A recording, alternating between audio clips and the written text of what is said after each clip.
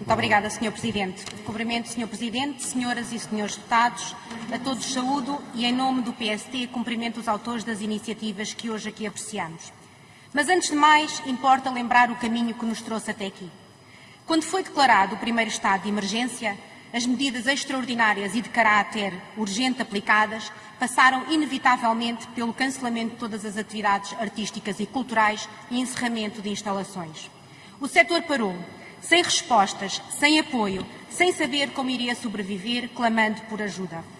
A pandemia expôs assim da pior maneira, de uma forma cruel, as enormes fragilidades do setor cultural, arrastando para o limbo milhares de vidas. Para nós, PST, desde sempre foi evidente o caminho a seguir. O Ministério da Cultura tinha que intervir e tinha que o fazer rapidamente, com medidas específicas de apoio à cultura. Mas, em vez disso, vem a Ministra da Cultura, a terreiro, defender a transversalidade das medidas, reafirmando vezes e vezes sem conta. A cultura continuou órfã de quem deveria ser o primeiro a vir defendê-la. Mas chega o verão e com ele a pressão da pandemia diminuiu. A vida interrompida era retomada, mas o setor cultural continuava parado. E, uma vez mais, o Ministério da Cultura demonstrou não estar à altura dos desafios que a pandemia carregava, revelando-se incapaz de ser criativo e inovador, não se empenhando na procura de soluções.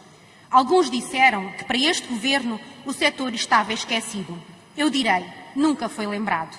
Não foi lembrado quando, apesar de outras atividades terem retomado, continuou parado.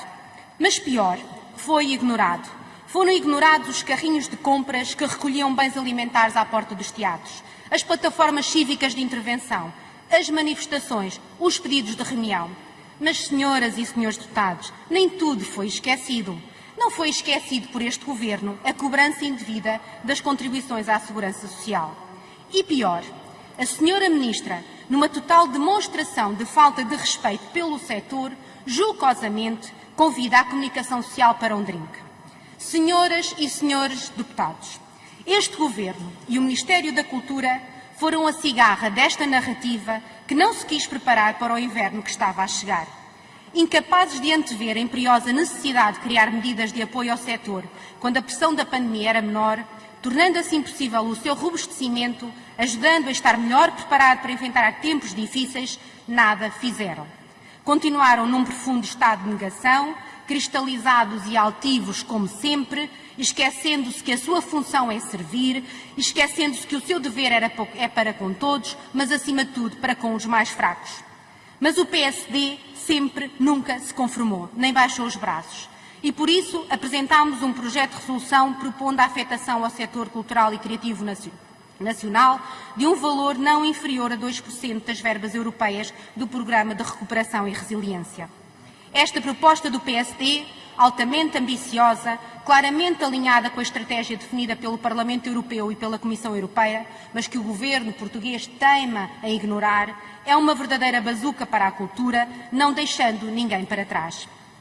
Mas em dezembro, também como na fábula, chegou o inverno e com ele o novo estado de emergência e novamente o desespero de quem já não vive, mas sobrevive. O governo, em conferência de imprensa, com pompa e circunstância, apressa-se a anunciar medidas de apoio à cultura, parecendo que até estava a anunciar o fim da pandemia e não um novo confinamento. E, mais uma vez, o Ministério da Cultura, atropelado pelo momento, empurrado pela pressão da pandemia, é incapaz de criar soluções estruturais, revelando um total e absoluto desconhecimento do que se passa à sua volta. Apresenta um pacote de medidas avulsas e corre dissimuladamente atrás do prejuízo, tentando corrigir o erro do subfinanciamento do último concurso de apoio às artes e cinema.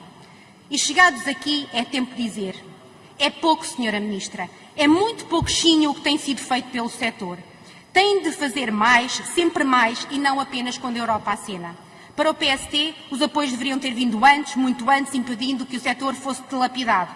Devem ser imediatos e robustos e tem de haver uma estratégia para o setor cultural para além dos fundos comunitários, algo que eu sei que é difícil para os governos socialistas.